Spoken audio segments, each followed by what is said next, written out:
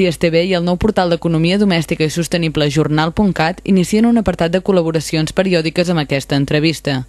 Què reclamen els consumidors en una situació de crisi econòmica com l'actual? Quines eines pot utilitzar l'usuari davant del frau i les pràctiques abusives d'algunes companyies de serveis? Consumim pràcticament 24 hores del dia, però davant del conflicte o l'abús tenim l'hàbit de reclamar? Aquests són alguns dels temes que hem tractat amb Jordi Anguera com a responsable de l'organisme que té totes les competències de la Generalitat en matèria de consum. Primera conclusió d'aquest nou entorn econòmic de desacceleració és que les reclamacions segueixen arribant i segueixen augmentant. Per tant, la reducció en el consum no està portant a una reducció de les reclamacions, sinó que l'augment que anem tenint cada any es va mantenint. Això no vol dir que hi hagi més problemes, sinó que crec que les campanyes de conscienciació i coneixement de quins drets tenim, sobretot el dret a reclamar, van sent més conegudes pels ciutadans catalans i per tant anem a exercir millor els nostres drets. Pel que fa al tipus de reclamació, si en aquest entorn no ha canviat, jo diria que pel que fa a les reclamacions encara és massa d'hora per veure un canvi de tendència. Seguim tenint dos grans sectors que acumulen entre el 40 i el 45% de les reclamacions, que és la telefonia tant fixa com mòbil com internet, i en segon lloc el transport, bàsicament el transport aeri. Aquests dos grans sectors continuen acumulant el major nombre de reclamacions. El procés sempre és el mateix. Primer, reclamació a l'empresa. Si aquesta no respon o no respon satisfactòriament, qualsevol organisme de consum intentarà aquesta mediació, que normalment, pel fet de tractar-se d'un organisme públic com és la Generalitat de Catalunya, el percentatge de resolució de problemes és bastant més elevat que si ho fas com a persona individual davant d'una empresa, sense que això tregui que es puguin obrir expedients sancionadors si les pràctiques són reiteratives o infringeixen la normativa de consum.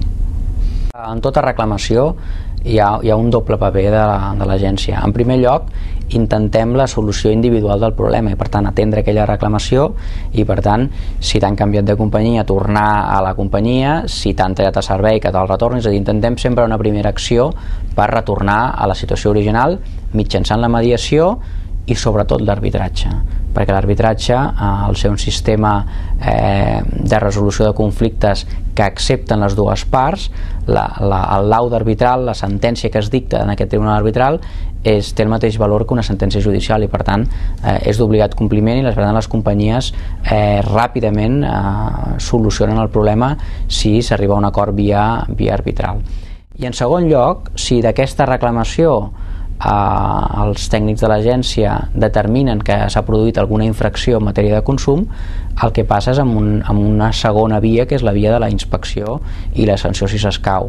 I per tant, en el moment en què intentem protegir interessos generals, i per tant no és un problema concret que has tingut tu, sinó que és una pràctica habitual que s'està donant i que està podent afectar a una majoria àmplia de consumidors, el que s'insta des de l'agència és a l'inici d'un expedient sancionador. Per tant, es fa un requeriment a la companyia perquè respongui a les qüestions i informi de quins són els seus procediments i, per exemple, les publicitats que hagi fet d'algun producte, i si es determinen motius d'infracció, llavors sí que es pot arribar a produir una sanció econòmica que per tant no afecta directament a l'usuari en la seva compensació particular. La campanya sobre el preu és una campanya en una nova línia també d'innovar pel que fa en el camp de consum.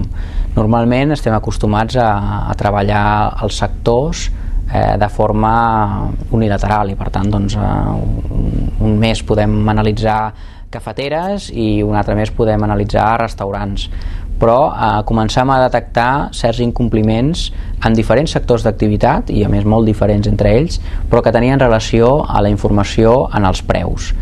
I els preus per qualsevol consumidor són un element fonamental a l'hora de complir o de decidir si compres o no compres, i per tant aquesta informació com a fonamental començàvem a constatar certs incompliments en sectors molt diferents i per tant vam preparar una campanya que és multisectorial però que afecta un sol concepte, que és el preu.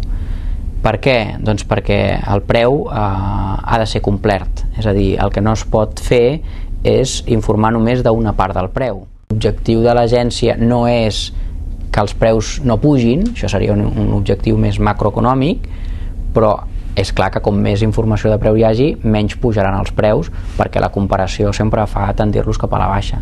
Per tant, segurament, sense voler contribuir a no generar més inflació, amb una campanya que fomenti i que persegueixi que els establiments s'informin del preu, ajudarem també, en una petita part, a contenir l'augment de preus als productes de consum.